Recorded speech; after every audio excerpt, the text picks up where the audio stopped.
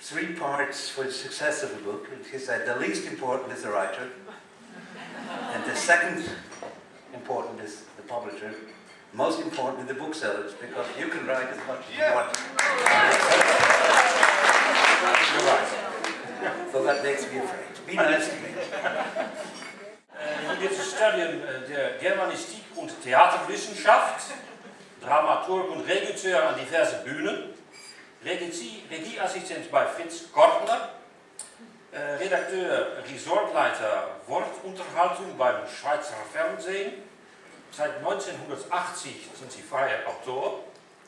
Sie schrieben über 1000 TV-Shows für ARD, ZDF, SRD, ORF, Sat1, RTL und so weiter und so weiter. Ja.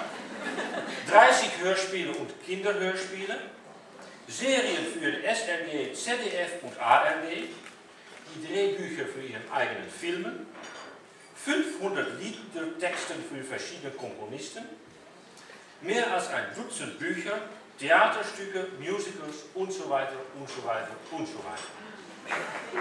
Yes.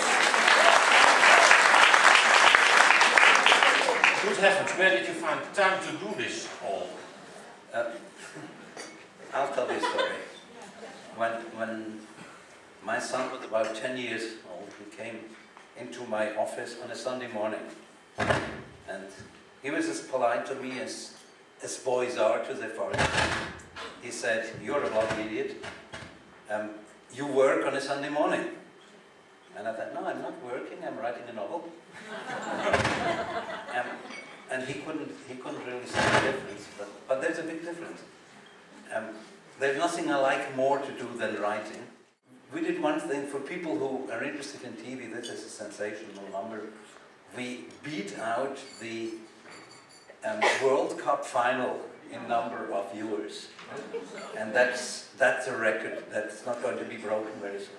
But Switzerland wasn't in the final, I suppose. No, if Switzerland had been in the final, no one would have watched TV. They would all be on the street shouting. Okay, great. Humor plays an important role in your life. Right? Oh yeah. Yeah. What is life without humor? Boring. It's boring. Yeah, it's true. Yeah. But I think you can have a lot of humor and still do serious things. People often think, "Oh, this is someone with a lot of humor. He can't be thinking any serious things." I don't think that's true. No. It goes very well together. Is it then Jewish humor or? No. It's just humor. And what's Jewish humor? There is no Jewish no humor. No, it's a misunderstanding. You could say that there is Swiss humor, which is the same as German humor, only slower.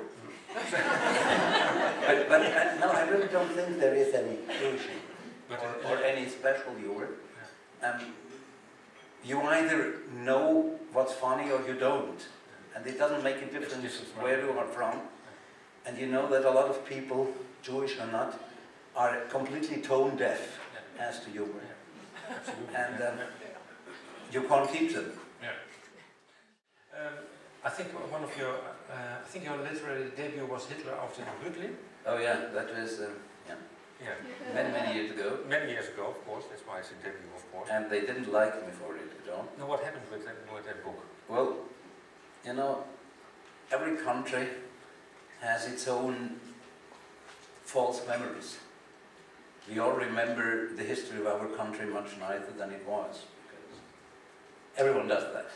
And in Switzerland, there was this tradition that Switzerland had never been invaded in the Second World War because of we had such a wonderful army and we were such nice people, which of course is not the historical reason. Though I decided to write a book, an as-if book. What would have happened if the Germans had invaded Switzerland? And I came to the conclusion in that book that they weren't any worse or not any better than all the other countries that were invaded by the Germans. And they didn't like me for it because they had decided to be better than the rest. You got a lot of offense or? Yeah, you get, some people tell you they don't like the book, then that's okay.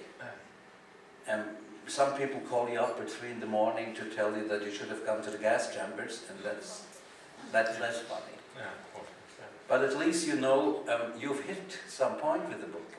Yeah. If no one reacts to a book at all, then you are sort of disappointed. Yeah. I don't know, they liked it or they hated it, I'll never know, and then it's not a good thing. You wrote Melnitz, het lot van de familie Meijer. That's also has also to do with the Swiss people, of course. And how was the reaction when that book came out? Because it was that was interesting because the reactions were very different in different countries. Yeah. In Switzerland, it was taken as a Swiss book about our country, and we learn a little bit more about one group of Swiss people. And in Germany, everything that has a Jewish theme is received in a very strange way. Like, a lot of critics told me that I hadn't talked enough about the Holocaust. It's a book about Switzerland. Yeah, but if you are a Jew, you have to talk about the Holocaust. You do a very strange way of receiving it. And in other countries, the strangest thing was in China. They translated it into Chinese, and I thought, how the hell are the people in China going to read that book? They're not going to understand one word of it. What do they do? And they asked me to write an introduction. And I wrote, well, you'll read that book, you won't understand a thing. And it's about a very small country and a very small group of people in a very small country. In the whole of Switzerland, there are as many Jews as people are born in China every day. But there's one thing you're going to understand, because that's the same all over the world. You'll understand family. Because we all have families, and we all have an uncle that we like and an aunt that we hate, or the other way around. And you can understand that. And I hope they understood it. I don't know. They never told me I don't speak Chinese. So. But did it sell well in China? Or? Chinese book market is very strange. They make one print run. And that's it.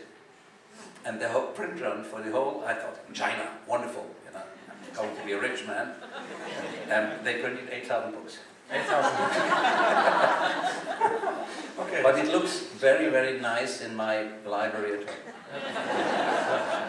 home.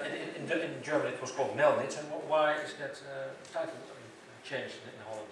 What's wrong with Melnitz? Don't ask me, ask the publisher. But then I must say, any publisher in the world who, by changing a title, manages to sell 250,000 books is a very good publisher, so his title is right. Okay, fair enough. It's a beautiful book about a story. It is your family story, I suppose? No. A little bit? No. Okay. Not even a little bit. Okay. But no one believes me.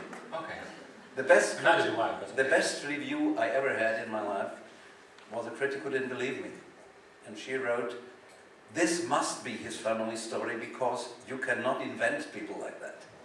I think that was marvelous. No, it's not at all my family story. It's all invented characters that never existed. But strangely enough, what happened is that people, especially people from the Jewish community, sent me emails like, "How did you know my uncle?" "I don't know your uncle." "Oh yes, you described him in the book." And the strangest thing, I must tell you that, that's really funny. Someone sent me an email saying, "You were very impolite about Mrs. I don't know, such and such a name, the way you described her in a book." And I sent an email back, "Could you please tell me, which character in the book are you talking about?" And she sent me back an email saying, "You know that very well." I still don't know whom I heard.